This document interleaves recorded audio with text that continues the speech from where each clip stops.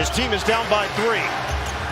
Pirouettes, tosses it up. Oh! Joker's wild! That right there was Nikola Jokic scoring his 44th point of the game. A game in which he had one of the best performances you could have ever seen on the road against one of the best teams in NBA history. And none of it mattered. Nope, it didn't matter when he made this shot, or this shot, or this shot, because despite scoring 44 points, recording 15 rebounds and 5 assists, whilst shooting nearly 70% from the field, the Denver Nuggets are now down 3-2 to the Oklahoma City Thunder, and one thing you cannot say is Nikola Jokic was disappointing. Jokic fake, Jokic drive, Jokic scores. Because yes, after the worst 3-game stretch of his career, in which he admitted he was the worst player on the floor in a couple of those games, shooting 33% from the field and 18% from 3, prompting people to call him a fraud, overrated, not the best player in the world, not the MVP. Some people even went as far as saying it was the worst series from a superstar they had ever seen. After all of that, Jokic didn't just bounce back with a decent performance, he delivered a performance for the ages. The kind of performance you need to beat this OKC team in OKC. Unfortunately, there were a couple of other performances for the ages. And I'm not talking about Shai Gilgeous-Alexander, who was great, or Lou Dort making those flukish threes at the start of the fourth quarter. Michael Porter Jr. $35 million a year, $180 million over 5 years. I'm just making sure everyone knows those numbers, because I'm about to give you a different set of numbers. 1 of 7 from the field in this game, the 4th game this series in which he has had 2 or less field goals. Hold up. Let that sink in for a second. A max contract player has had 2 or less field goals in 80% of the games this series. And before anyone tells me, yes, I know he's not fully healthy. And to be honest, that is the only reason this video isn't specifically about Michael Porter Jr. because of his injury, and I am giving him some kind of benefit of the doubt because he is clearly not at full health. But you know when he was at full health? Last year against the Minnesota Timberwolves. And do you want to know how many points he averaged in that series? 10.7 points per game, 1 assist on 37% from the field. That was a fully healthy Michael Porter Jr. Do you want to know how many points he's averaged over his last 16 playoff games? 8.5 points and less than 1 assist per game.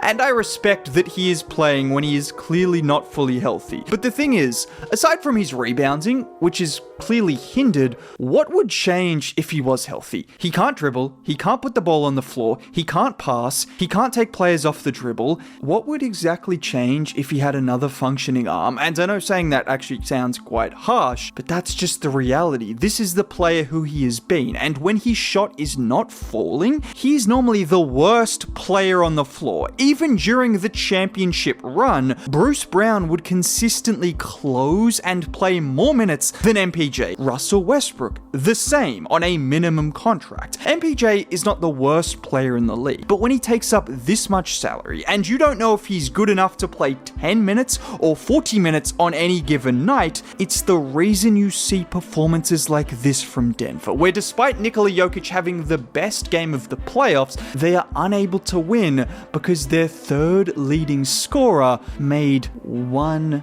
field goal. Now, in spite of Michael Porter Jr., if you think the Denver Nuggets have a chance at extending this series, then today's sponsor Kalshi gives you the opportunity to put your predictions in. And honestly, after seeing that performance from Nikola Jokic back home in Denver for Game 6, I'm not ready to write off this great man or this championship team. And with Jokic's history in Game 6, averaging 39 and 7 on insane efficiency, you could bet on Denver to win this series at nearly 9-1 odds. Meaning if you put in $10, you get back close to $90. Or betting on Denver to win just Game 6 would also net you a nice profit. And Kalshi has markets on almost everything.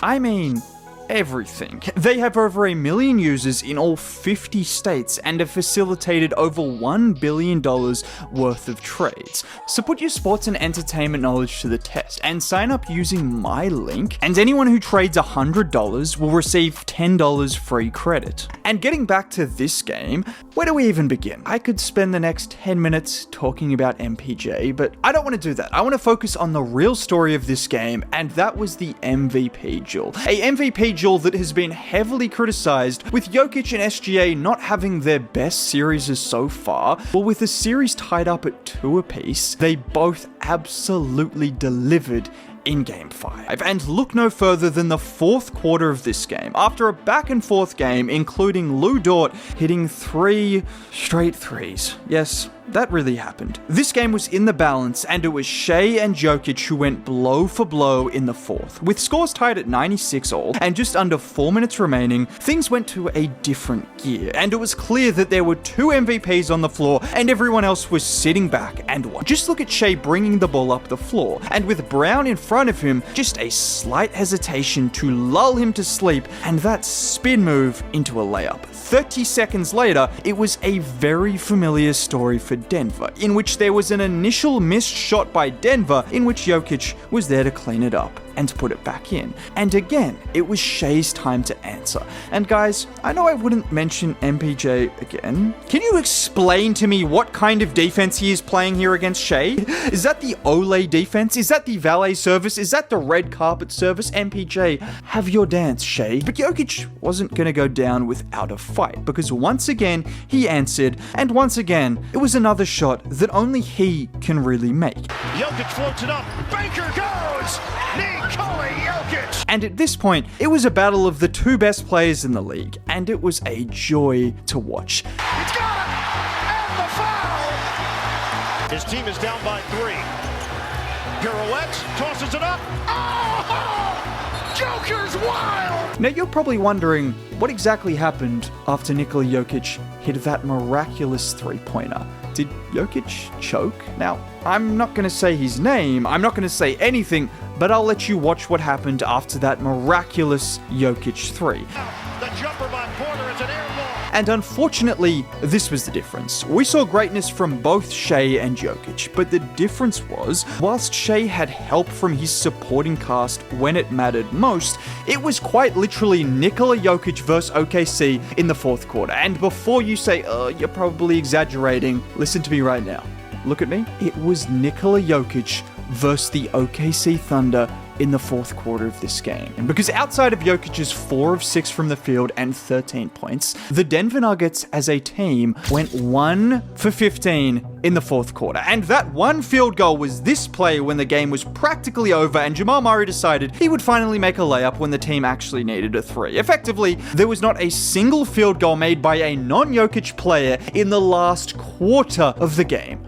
Not a single field goal. What are we talking about? And just getting back to MPJ, this is not just a Michael Porter Jr. problem, this is a Calvin Booth problem. Because a lot of people were talking about why they closed the game with MPJ playing the way he did. Well, instead of previous years where you had a guy like Bruce Brown who you could rely on, Russell Westbrook has been that at times, but he is on a vet minimum for a reason. He has some inconsistencies, and this was not a game where you could really close with Russ either, which left Julian Strawther and Peyton Watson. Let's just think about this for a second. The OKC Thunder can pick between Alex Caruso, Isaiah Joe, Aaron Wiggins, guys who aren't even really getting minutes that would be crucial on Denver, and well, the Denver Nuggets, it is Russ or it is MPJ. So when both of those guys are taking turns bricking shots, that becomes a scary proposition. And this happens when Calvin Booth decides to give out $15 million combined to Zeke Naji and Dario Saric, who can't even touch the floor in high leverage minutes. That's where it happens. And unfortunately, the best game